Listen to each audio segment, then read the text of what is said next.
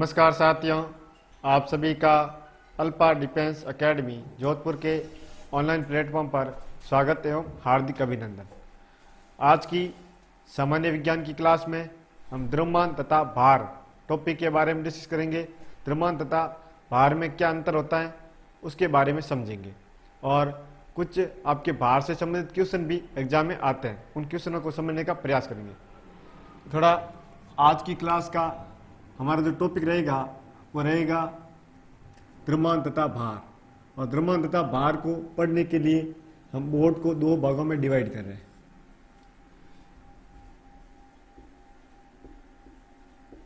यहां पर द्रव्यमान और यहां पर भार।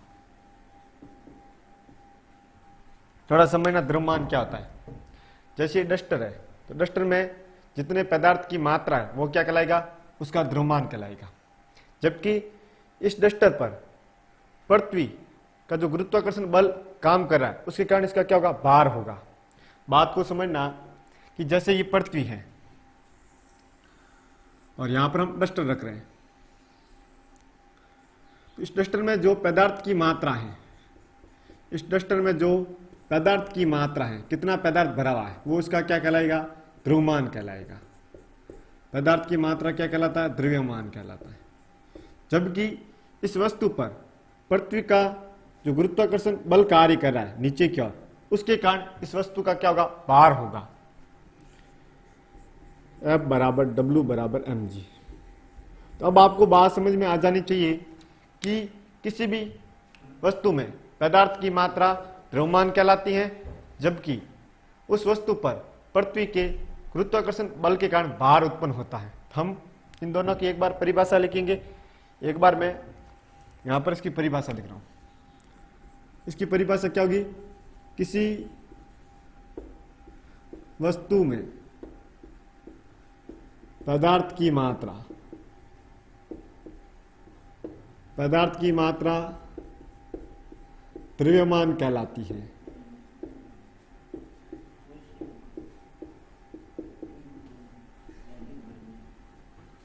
जबकि भार क्या है, किसी वस्तु का भार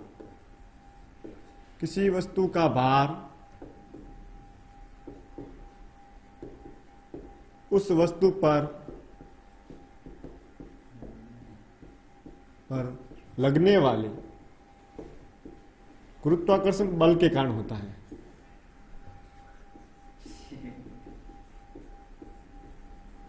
गुरुत्वाकर्षण बल के कारण होता है।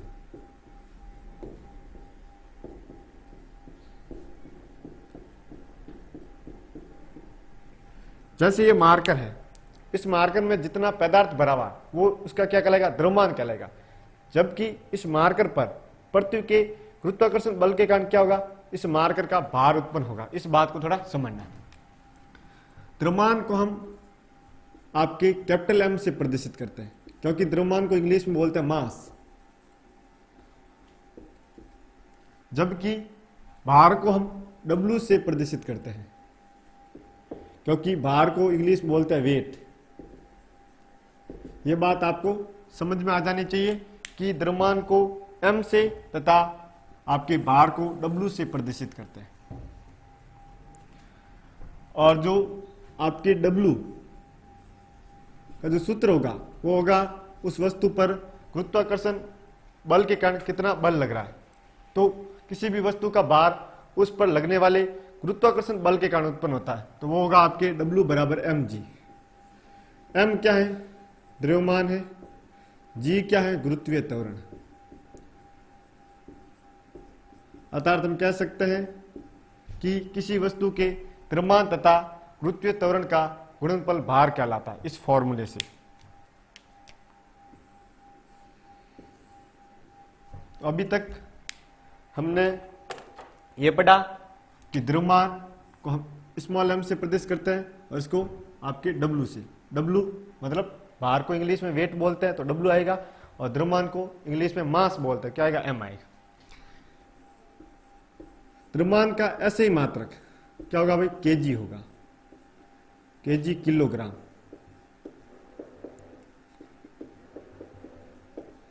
ठीक है।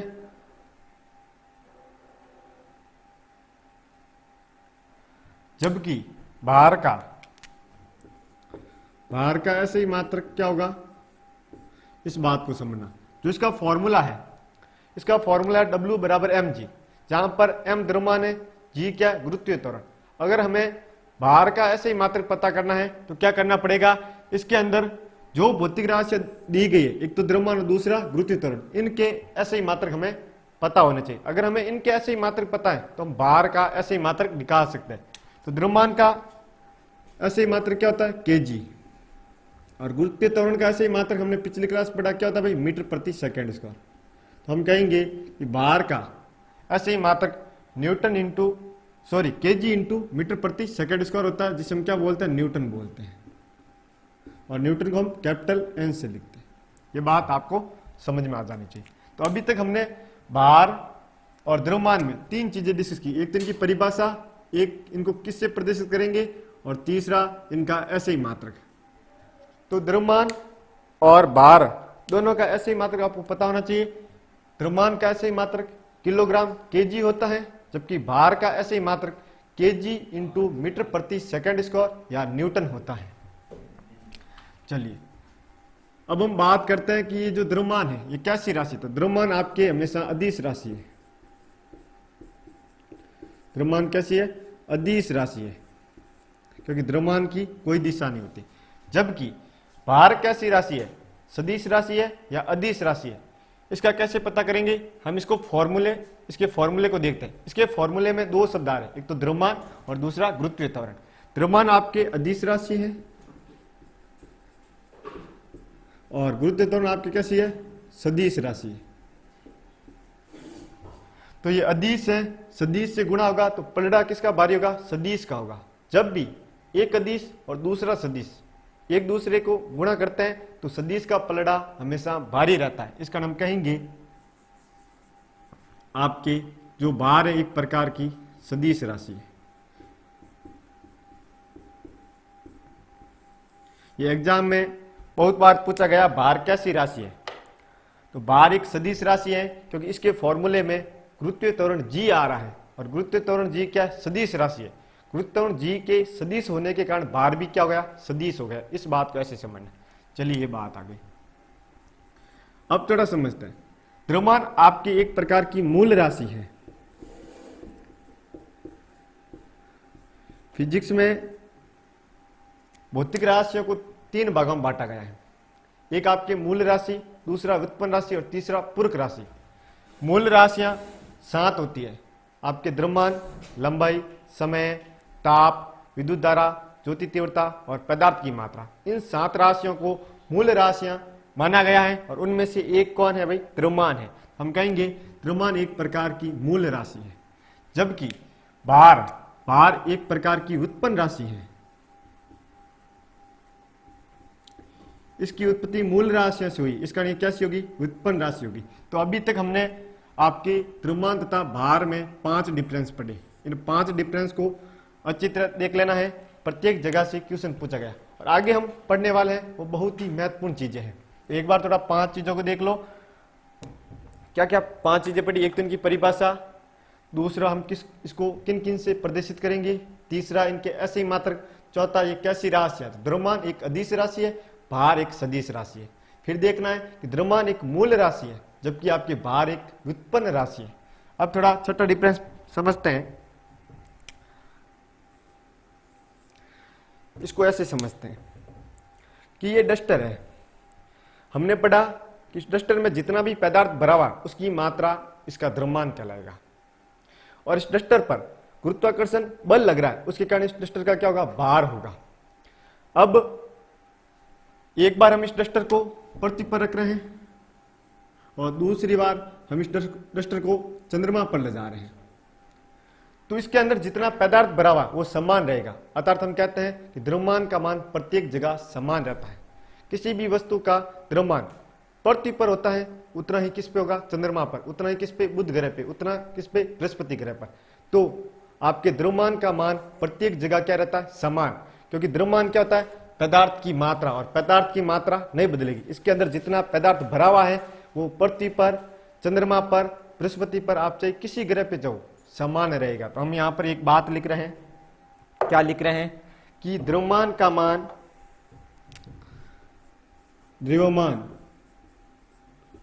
मान प्रत्येक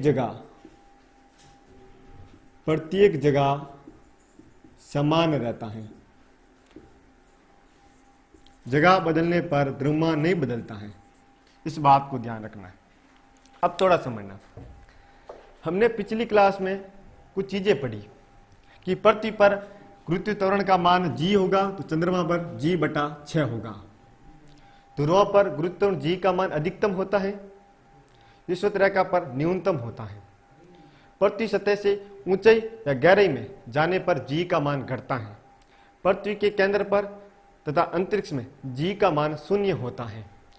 अर्थात हम थोड़ा कहेंगे इसके फॉर्मूले में g आ रहा है, और जो घटनाएं g के साथ होगी वही घटना किसके साथ होगी, भार के साथ होगी। कहीं पर g अधिकतम है तो वहां पर भार भी क्या होगा, अधिकतम होगा। कहीं पर g न्यूनतम है तो वहां पर भार भी क्या होगा, न्यूनतम होगा। ऊंचाई या गहराई में जाने पर g घटता है तो भार भी घटेगा। ध्रुवों पर g अधिकतम तो भार भी अधिकतम। विषुवत रेखा या भूमध्य रेखा पर g न्यूनतम तो भार भी न्यूनतम। पृथ्वी के केंद्र या अंतरिक्ष में g का मान 0 तो भार का मान भी 0। इसका मतलब भार के साथ जो भी घटनाएं हो रही है वो किसके कारण हो रही है, गुरुत्वीय त्वरण के कारण हो रही है। इस गुरुत्वीय त्वरण के कारण ही भार का ऐसे ही मात्रक बन रहा है, और इसके कारण ही भार कैसा है, सदिश राशि है। इस बात को समझना। और जो घटनाएं गुरुत्वीय त्वरण g के साथ हुई वो सेम की सेम किसके साथ होगी, भार के साथ होगी।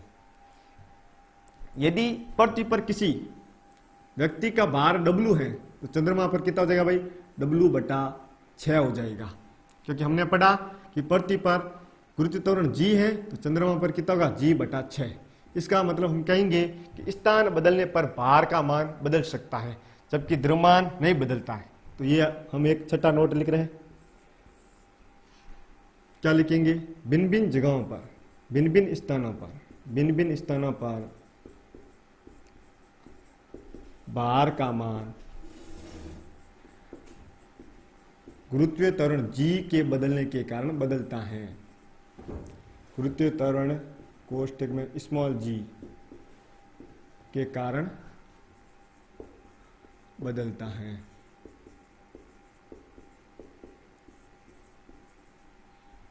इस बात को समझना।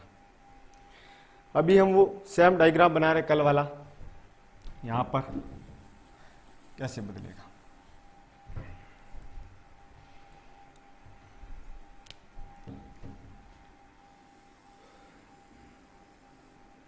ये पृथ्वी है जिसका आकार थोड़ा सा दीर्घवृत्ताकार है।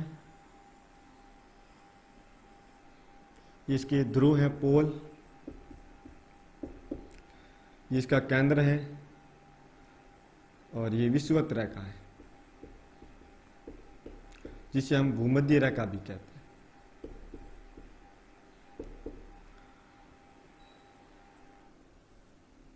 इसका केंद्र है, और ये पृथ्वी की सतह है। कल की क्लास में हमने गुरुत्वीय त्वरण g के बारे में पढ़ा। हमने पढ़ा कि पृथ्वी की सतह पर g का मान 9.8 मीटर प्रति सेकंड स्क्वायर होता है।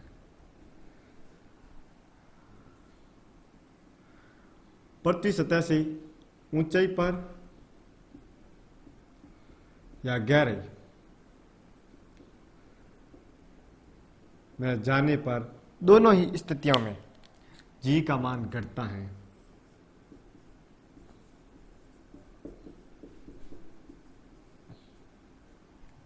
केंद्र पर g का मान 0 होता है। पृथ्वी के ऊपर एक ऐसा क्षेत्र है जहां तक गुरुत्वाकर्षण बल कार्य करता है, उस क्षेत्र को हम क्या कहते हैं, गुरुत्वाकर्षण क्षेत्र। और उस गुरुत्वाकर्षण क्षेत्र के ऊपर क्या है, अंतरिक्ष है। और अंतरिक्ष में भी g का मान क्या होगा, 0 होगा। ये हमने कल की क्लास में पढ़ा। और ध्रुवों पर g का मान क्या होगा, मैक्सिमम होगा। और विषुवत रेखा पर g का मान क्या होगा, न्यूनतम होगा। अब आप भार के फॉर्मूले को देखिए। फॉर्मूला क्या बोला है, W = mg। फॉर्मूले से हमें पता चल रहा है कि बार है गुरुत्वीय त्वरण के समानुपाती, अर्थात अगर गुरुत्वीय त्वरण g बढ़ता है तो बार भी बढ़ेगा, गुरुत्वीय त्वरण g घटता है तो बार भी घटेगा। इसका मतलब जो जो चीजें गुरुत्वीय त्वरण g के साथ हो रही है वो सेम के सेम कहाँ पर होगी भाई, बार के साथ। तो पृथ्वी के केंद्र पर यदि g 0 है तो वहां पर बार भी क्या होगा, 0 होगा। अंतरिक्ष में g 0 है तो वहां पर बार भी क्या होगा, 0 होगा। इस बात को समझना। ध्रुवों पर g का मान अधिकतम है तो बार भी क्या होगा, अधिकतम होगा। विषुवत रेखा पर g का मान न्यूनतम है तो बार का मान भी क्या होगा, न्यूनतम होगा। आपके पृथ्वी सतह से ऊंचाई या गहराई में जाने पर g का मान घटता है तो बार का मान भी क्या होगा, घटेगा। ये बात आपको समझनी है। और आगे देखते हैं। हमने पढ़ा कि ध्रुवों से विषुवत रेखा की ओर आने पर दूरी बढ़ती है, जिसके कारण g का मान घटता है तो बार भी क्या होगा, घटेगा। और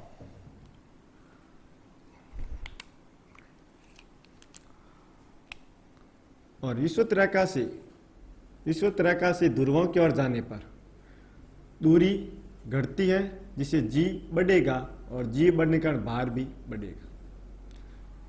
ये बात आपको समझ में आ जानी चाहिए। इस डायग्राम को देखने से हमें पता चलता है कि बार का मान विषुवत रेखा पर अलग होगा, न्यूनतम होगा, ध्रुवों पर अधिकतम होगा, पृथ्वी केंद्र पर 0 होगा। अर्थात भिन्न भिन्न स्थानों पर बार का मान भिन्न भिन्न होता है, परंतु द्रव्यमान का मान क्या रहता है, समान रहता है। इन दोनों में डिफरेंस है। तो एक बार आप इसको नोट कीजिए। ये अभी हमने 6 अंतर पढ़े जो आपके द्रव्यमान तथा भार के बारे में बता रहे हैं।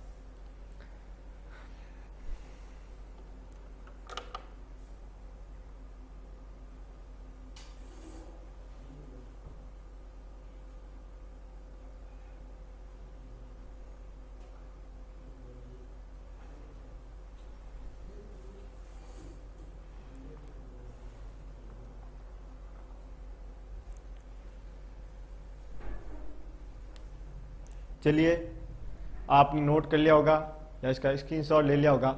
हम थोड़ा आगे बढ़ते हैं। इसके लिए मैं इसको एक बार रब कर रहा हूं।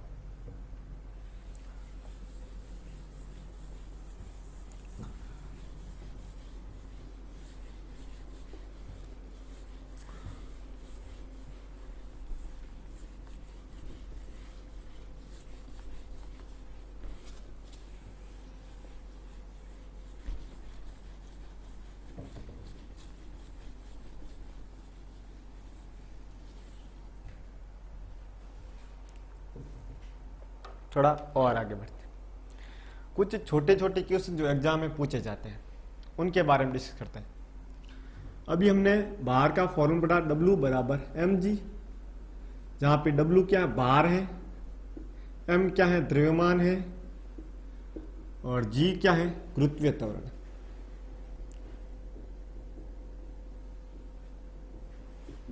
जिसका मान पृथ्वी की सतह पर 9.8 मीटर प्रति सेकंड स्क्वायर होता है। अगर आपको एग्जाम में क्वेश्चन में g बराबर 10 दे रखा है तब आपको उसका मान 10 मीटर प्रति सेकंड स्क्वायर लेना है, अन्यथा जो उसका वैल्यू होता है 9.8 मीटर प्रति सेकंड स्क्वायर लेकर क्वेश्चन को करना है। अब एक छोटा सा क्वेश्चन जो आपके जितने भी एग्जाम होते हैं प्रतियोगी परीक्षाओं उनमें पूछा गया है। क्वेश्चन है 10 kg वस्तु का भार कितना होगा। बहुत ही आसान क्वेश्चन है, भार कितना होगा।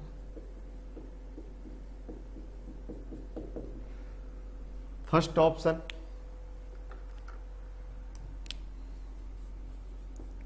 आपके 10 Newton, second 98 kg, third 98 Newton और फोर्थ 9.8 न्यूटन। ये क्वेश्चन दे रखा। एक बार आप इसको ट्राई कीजिए, फिर हम करवाते हैं। चलिए, हमें फॉर्मूले में 3 चीजें पता है, 3 में से कोई भी ये हमें पर्सन में 2 देगा और 1 पूछेगा, ऐसा। तो चलिए, इसमें क्या दे रखा है, इसमें दे रखा 10 केजी वस्तु का, और पीछे क्या आ रहा, केजी। और केजी को देखने से पता चलता है कि वो द्रव्यमान दे रहा है। तो हमें एक द्रव्यमान दे रखा है, जिसे हम m लिखते हैं। कितना दे रखा है भाई, आपके 10 केजी दे रखा है। और हमें क्या पूछा है, भार पूछा है, भार W पूछा है। हम फॉर्मूले को देखते हैं कि भार का फॉर्मूला W बराबर mg, बहुत ही छोटा सा फॉर्मूला है, और छोटा इसका यहां से छोटे छोटे क्वेश्चन बनते हैं। हमें m तो दे रखा है और ये भार पूछा, लेकिन ये g नहीं पता है। हम सबको पता है कि पृथ्वी की सतह पर गुरुत्व त्वरण g का मान कितना होता है भाई, गुरुत्व त्वरण g का मान होता है आपके 9.8 मीटर प्रति सेकंड स्क्वायर। अगर ये एग्जाम में कोष्टक में g का मान 10 देता तो हम 10 लेकर क्वेश्चन सॉल्व करते हैं, लेकिन ये नहीं दे रहा। इसका मतलब हमें कितना लेना है, 9.8 मीटर प्रति सेकंड स्क्वायर। अब फटाफट आप वैल्यू पुट कीजिए। W हमें निकालना है, m का वैल्यू 10, g का वैल्यू 9.8, पॉइंट हटा 10 से 10 कैंसिल, इंटर्न। अब देखो, इंटर्न 2 दे रखा है, इंटर्न केजी और इंटर्न न्यूटन। इसके लिए हमें पता होना चाहिए कि भार का ऐसे ही मात्रक क्या था, भार का ऐसे ही मात्रक क्या था, न्यूटन। तो कौन सा विकल्प सही है, ऑप्शन नंबर सी सही है। ये आपको समझ में आ जाना चाहिए।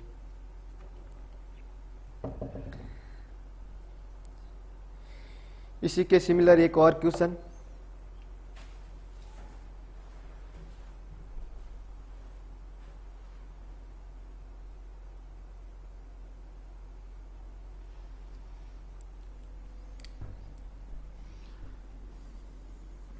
एक क्वेश्चन है कि पृथ्वी की सतह पर किसी वस्तु का भार 29.4 न्यूटन है,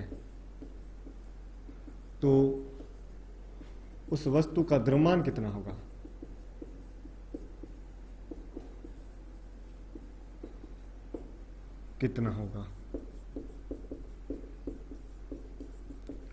first option 29.4 KG, second option 9.8 KG, third option 3 KG, fourth option 5 KG. एक बार आप इसको प्रयास कीजिए।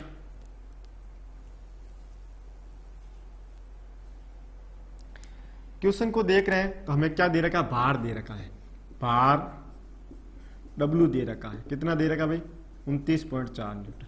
और हमें क्या पूछा है, हमें द्रव्यमान पूछा है। द्रव्यमान m। तो अभी हमने भार का फॉर्मूला पढ़ा। क्या फॉर्मूला होता है भार का, W बराबर mg। बहुत ही छोटा सा फॉर्मूला है, W बराबर mg।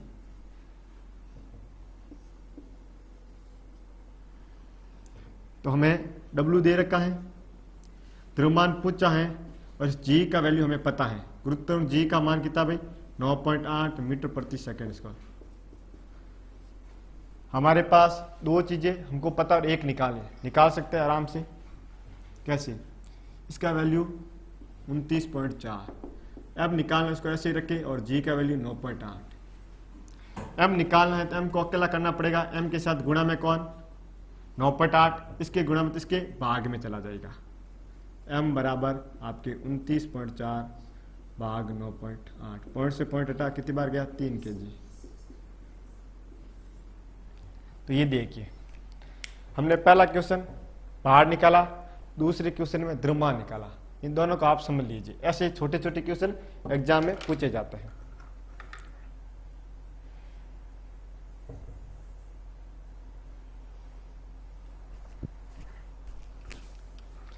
ये बात समझ में आ गई। चलिए, एक और कंसेप्ट समझते हैं।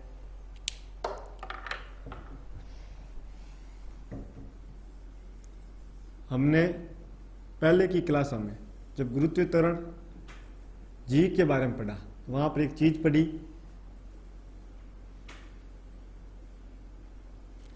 कि क्या पढ़ी कि यदि पृथ्वी पर गुरुत्वीय त्वरण जी है तो चंद्रमा पर G/6 हो जाएगा। तो आपको ये याद रखना है कि पृथ्वी पर जी मान रहे हैं तो उसका वहां पर भार कितना मानेंगे W, तो वो भार भी कितना हो जाएगा W/6। इस बात को ध्यान रखना है। और इससे संबंधित एक क्वेश्चन है यहां पर एक क्वेश्चन है कि पृथ्वी पर किसी वस्तु का भार 720 न्यूटन है, तो 720 न्यूटन है तो उसका चंद्रमा पर कितना भार होगा।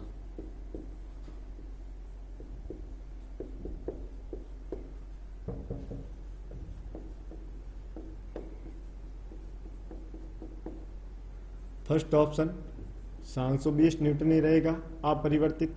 Second 360 Newton. थर्ड 120 न्यूटन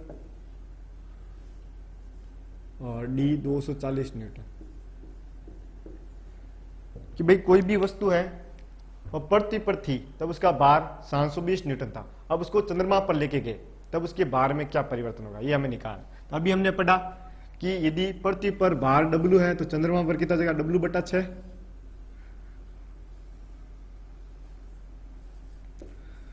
यहां पर कितना है 720, तो चंद्रमा पर 720/6 120 न्यूटन। बहुत ही छोटे छोटे क्वेश्चन है लेकिन एग्जाम में पूछे जाते हैं, बहुत ही छोटे से फॉर्मूले से बन गए, बहुत ही कम चीजें याद रखनी है और हम इन क्वेश्चनों को सॉल्व करेंगे। एक तो हमें भार का फॉर्मूला याद रखना है W/mg, और दूसरा ये चीज कि पृथ्वी पर यदि किसी वस्तु का भार W है तो चंद्रमा पर W/6 होगा, 6वां भाग होता है। अगर ये थोड़े से हम कंसेप्ट याद रख ले तो हमें ये क्वेश्चन आराम से कर सकते हैं जो आपके एग्जाम में बार बार पूछे गए हैं। एक बार इसको नोट कर लीजिए।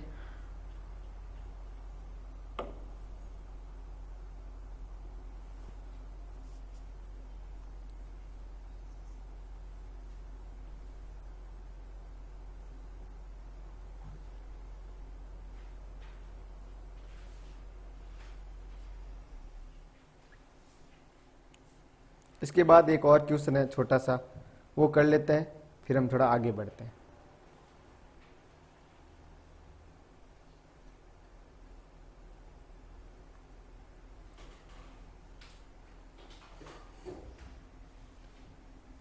एक बार इसको रब कर रहा।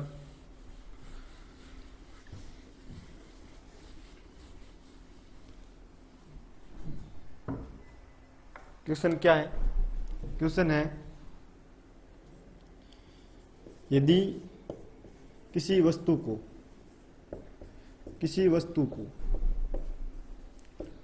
विषुवत रेखा से ध्रुवों की ओर ले जाया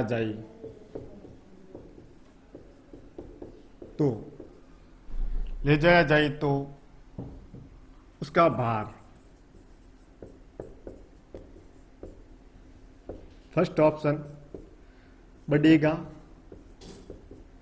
सेकेंड ऑप्शन घटेगा, थर्ड ऑप्शन अपरिवर्तित रहेगा,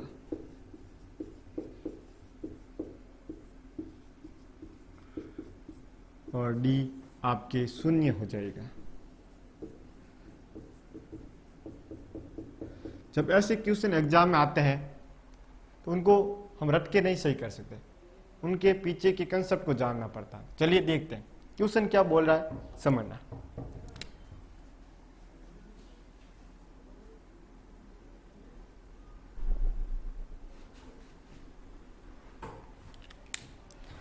हम सबको पता है पृथ्वी दीर्घवृत्ताकार है, उसका आकार ये विषुवत रेखा है।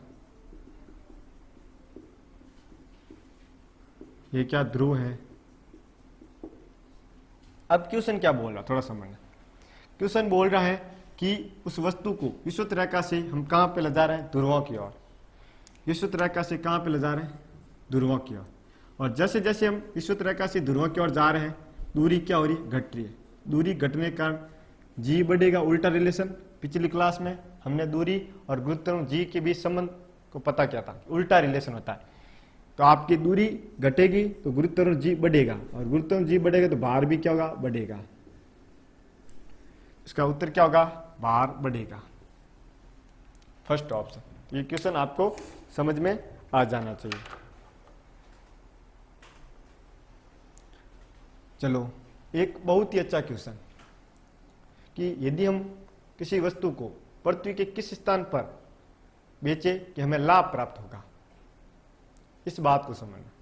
क्वेश्चन है कि किसी भी वस्तु को हम पृथ्वी के किस स्थान पर बेचे कि हमें लाभ प्राप्त होगा। फर्स्ट ऑप्शन विषुवत रेखा पर बेचे, दूसरा ध्रुवों पर बेचे, तीसरा पृथ्वी के केंद्र पर जाकर बेचे, या ऊंचाई या गहराई में बेचे। तो थोड़ा समझना, ऐसे क्वेश्चन आ जाए तो कैसे सॉल्व करना। हम विषुवत रेखा से ध्रुवों की ओर जाते हैं। हम सबको पता है कि ध्रुवों पर जी का मान क्या होता है, मैक्सिमम। और जी का मान मैक्सिमम है तो आपके भार का मान भी क्या होगा, मैक्सिमम। तो जैसे विषुवत रेखा से ध्रुवों की ओर जाने पर दूरी घटने के कारण जी बढ़ता है, और जी बढ़ने के कारण भार भी बढ़ता है।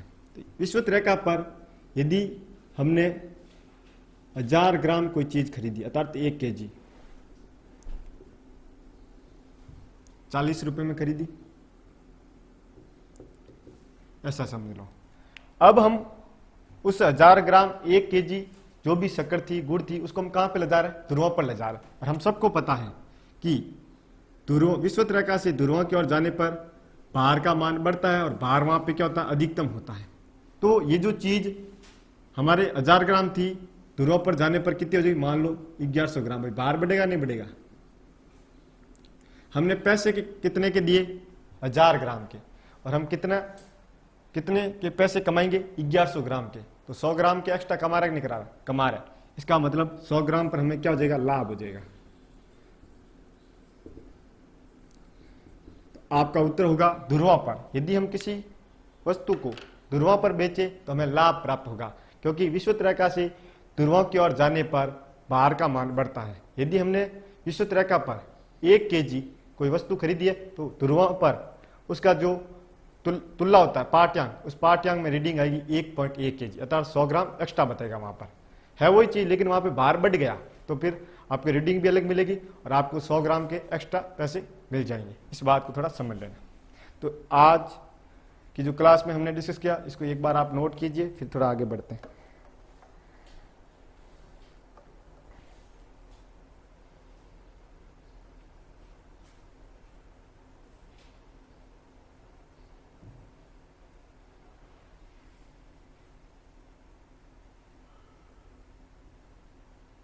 चलिए, आपने नोट कर लिया होगा, स्क्रीनशॉट ले लिया होगा, या वीडियो को रोक कर नोट कर लिया होगा, जो भी प्रक्रिया आपने।